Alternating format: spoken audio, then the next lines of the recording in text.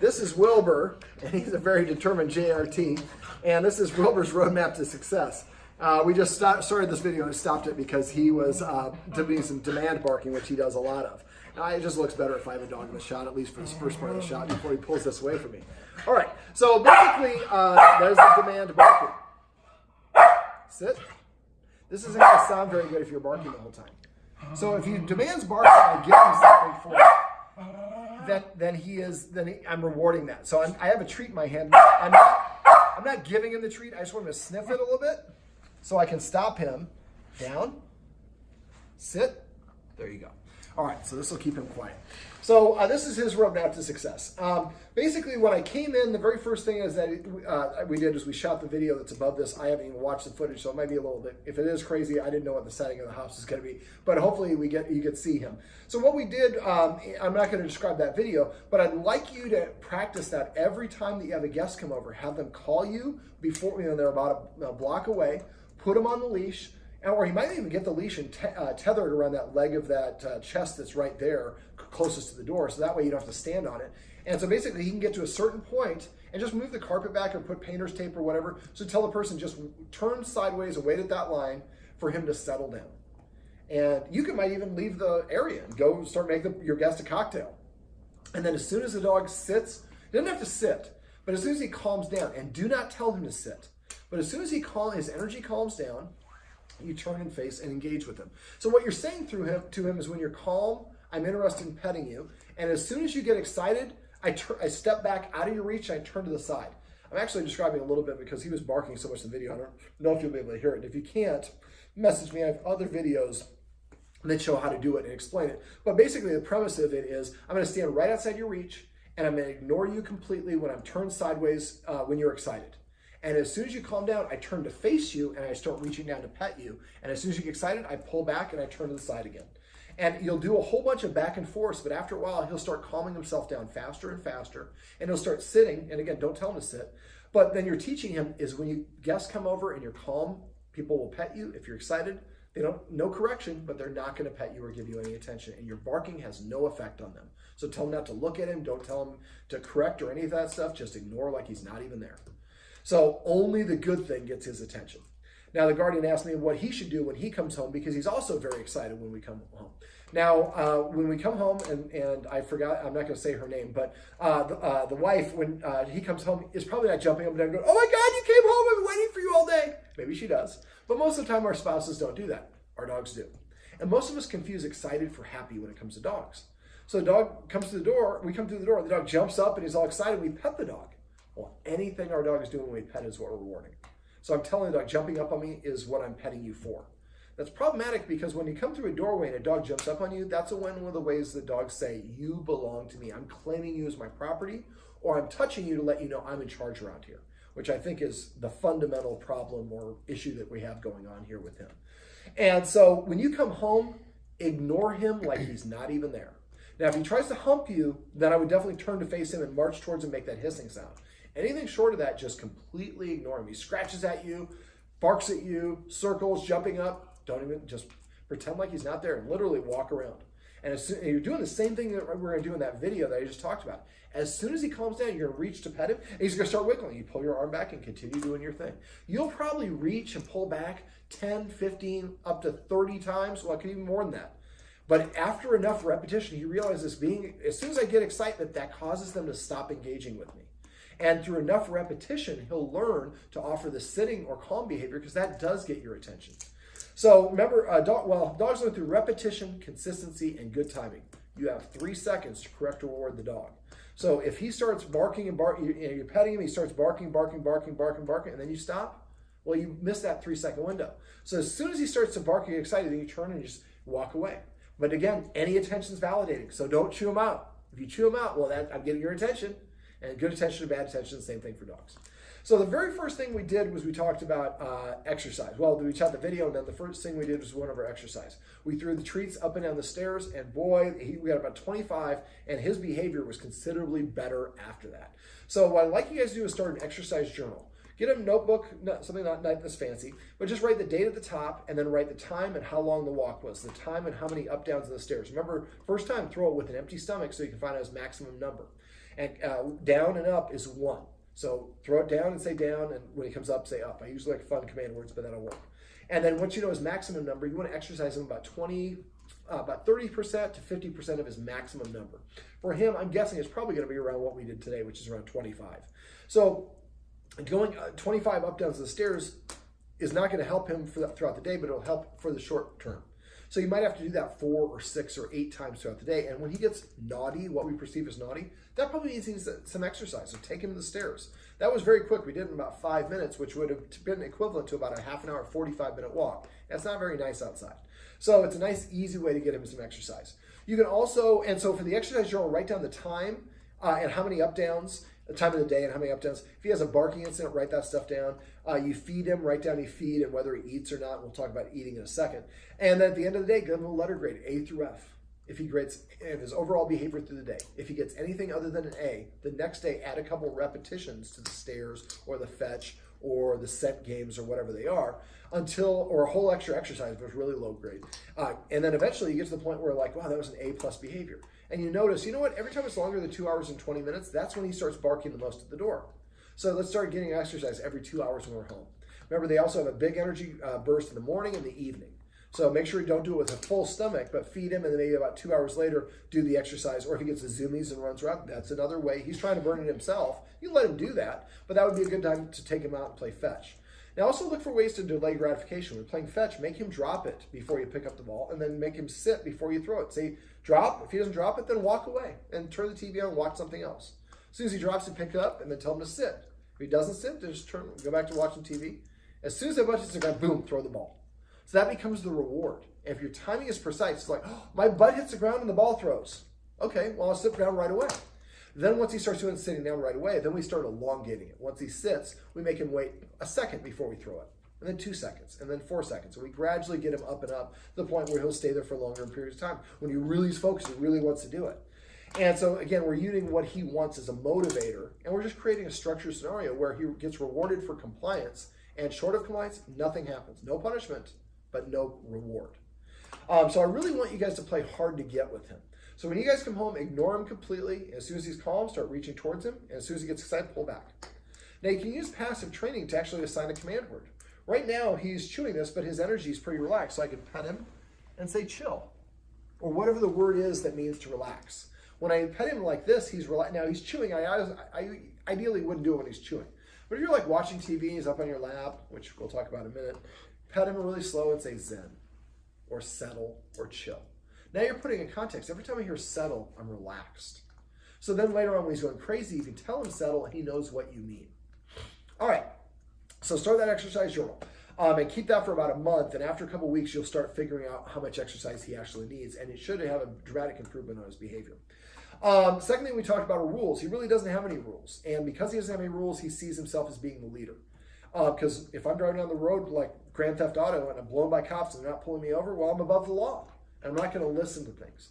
And if the dog doesn't have any rules, it sees you as a peer, then listening to is optional. So some of the rules we went over: not being allowed in the furniture for 30 days minimum, or as long as the problem's going on. Most of the time, it's about 60 to 90 days. At the end of that period of time, then you can invite him up when you decide. And you invite him once, and he doesn't come up, then the invitation's rescinded. And if he gets up, what I do is I touch their nose with a treat, and I throw it on the ground like that. And then when he jumps down and licks it up, I would say the word off. So I'm putting in context, off means to get off the furniture.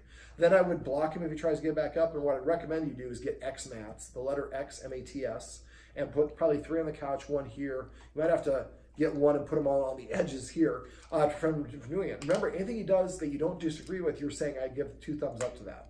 So if he jumps up on this table, you have to stand up immediately and make him get off. And he's putting his teeth on you, just use one of those pillows as a buffer. I don't like being force-free. I like to be force-free. I don't want to force the dog, but I think he's putting his paws on his mouth on because I think we played him a little bit and let him do that, so he's a little confused. Developing good bite inhibition is incredibly important. So what I did is every time he touched me like that, is I yelped like a little girl, like, ah! And you see we startled and got a response from him. That's how dogs tell each other that was too much. Now, if you do that and he gets even more aggressive about biting you, it usually means they need a nap. Okay. So other rules we talked about. So furniture, not allowed furniture 30, 60, 90 days, really until he stops trying to get on the furniture and his overall behavior is improving. Then it's an invitation only. So I can invite him up. It's a one-time pass. Now remember, you can always go to his level and hang out and snuggle with him. He just can't come up to your level. Now, one of the guardians really likes sleeping with him, but he gets growly if they move the covers. Well, if he gets growly, then the consequence is she should be ejected off the bed, and you have to sleep on the dog bed in that room. Remember, get a dog bed for each location you hang out in. And do the same thing I did in the living room to teach him and come up with a different name for it.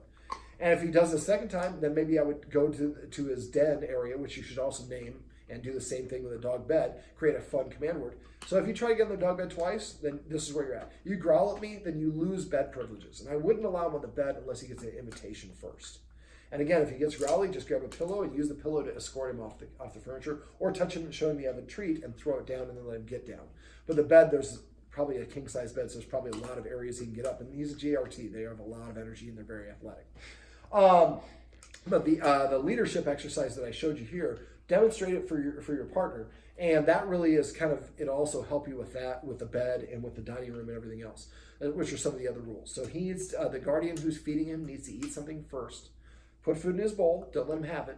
Eat something in 5 more bites, use those escalating consequences, keep him out of the kitchen or whatever the area is. When you get done, invite him to come and eat. And because he's free-fed right now, for a day or two, he probably won't care. So if he doesn't come after and walks away, just pick it up and dump it, but it's important to put the empty bowl back down. And then he'll probably lick the empty bowl. And then he doesn't eat again until the next meal. And if he goes longer than 3 days, message me without eating. That usually means somebody in the house is cheating. Don't cheat because you're working against yourself. Hunger becomes your ally. In the wild, they eat in the order of their rank. So you guys need to eat something first in 5 more bites. Then he gets to eat. If he doesn't eat, the food goes away. You don't eat again until the next meal. That's a very simple way to help have the dog see and respect you as an authority figure. Also, shouldn't be allowed in the dining room when we're eating. Shouldn't be allowed in the kitchen when we're preparing food. Shouldn't be able to go through the door or down the stairs first. If you're walking down the stairs and he runs down ahead of you, as soon as he turns around, goes in front of you, turn around and walk back up the stairs. Don't say no. He gets down the stairs, he's like, all right, now what are we doing? Where'd you go? Comes back up, aren't we going downstairs? Yeah, but as soon as you take the leadership position, I lose interest in going through there. I'm not going to correct you, but it's going to stop happening. So another rule would be, and remember to microwave the bacon like I talked to you about to practice for the kitchen and the dining room. Another rule is I make the dog sit before I let it out in or out the door. And I go to the door, I say sit once. If it doesn't sit within 3 seconds, I walk away, sit down, ask Alexa or whoever it is to give you a 60-second timer. After 60 seconds, go back to the door and command him again once. But remember, don't repeat command words. The more you repeat it, the less you mean it. And after the second time, if he doesn't sit within 3 seconds, then I walk away for 2 minutes, next time for 4 minutes, then for 8 minutes. I keep doubling the length of time till eventually when I say sit, the butt hits the ground. As soon as the butt hits the ground, then the door opens. So again, compliance gets access or reward or privilege. And after a while, he'll just go start sitting at the door saying, I want to go outside. And that's a nice, polite way of interacting. Let me see, what else did we go over? We went over the escalating consequences. Remember to message me if you forget what those are. We also went over petting with a purpose and passive training. So remember, petting with a purpose is if he tells you what to do or you want to pet him, you tell him to do something first. And then you pet him under his chin whenever possible. Say the command word, only the command word. Don't say good sit, just sit. Remember, they key on the first word you say. And then passive training, come, is right there. He came to me on his own. I wasn't enticing him. And I just rewarded him for doing a desired action or behavior. A lot of us train our dogs to misbehave because it comes and jumps up on us and we say no, or it steals remote control, or in this case, a shoe. We say no, and we chase the dog. Well, that's the easiest way to get your attention. Well, now sitting gets your attention. Coming to you gets my attention. Laying down, bringing you a specific toy. So passive training is waiting for the dog to organically offer the behavior. Sit on his own. And I always like to do this. If I see a dog scratching someplace, I try to scratch their place for him. We have a little bit better dexterity of fingers with our fingers than they do. So every time he takes his first bite of food, come up with a command word that means to eat food. So every time he takes his first bite of food, maybe here's the word piccata, or whatever your sushi, or whatever your favorite dish is. And after a while, you say piccata, and he goes and eats. Every time you take a drink of water, say the word agua. Name all your individual toys. He goes to the dog bed, call it Cabo, call the other one Matzalan, or whatever they are. And so now you're creating a context for everything. That's why, like I said, I go to each room and I tear one of these treats in half. And if I'm in the room, I throw the treat right outside the room and he runs out and gets it. I say the word out. He comes back and do it a second time. Then I go to every doorway in the house once a day for about 2 or 3 days with one treat for each doorway. I tear it in half so I get 2 repetitions. Then I do the whole circle one more time. But this time, I throw the treat into the kitchen. And when he goes in there, I say the word kitchen. When he comes here, I say, media. He goes over there, I say art. He goes in the basement, we call it rec. So he has a different name for each command. So you can eventually say bedroom, and he knows what you mean and where to go. All right, let me think what else. Are there any other things that you want me to go over? Don't worry, this is really just a video for you guys, so it's very casual. I don't think so. Now, you'll probably forget... the barking and the... Okay, so the windows, because we have nice, beautiful windows, yeah. So we're going to do a little what we call maintenance. Now, you also have windows on either side of your door. So go on the outside of your door, get white paper, measure it exactly so it fits. Not super, you don't do a cardstock. We want to let light filter through it, but you just put it at the bottom part of the window. So as humans, we're taller, we can see out the window. He can't. So, but every time he goes to the window and he barks at somebody who's passing by, he thinks he defended your house and he made those people walk by, even though we're just walking down the street.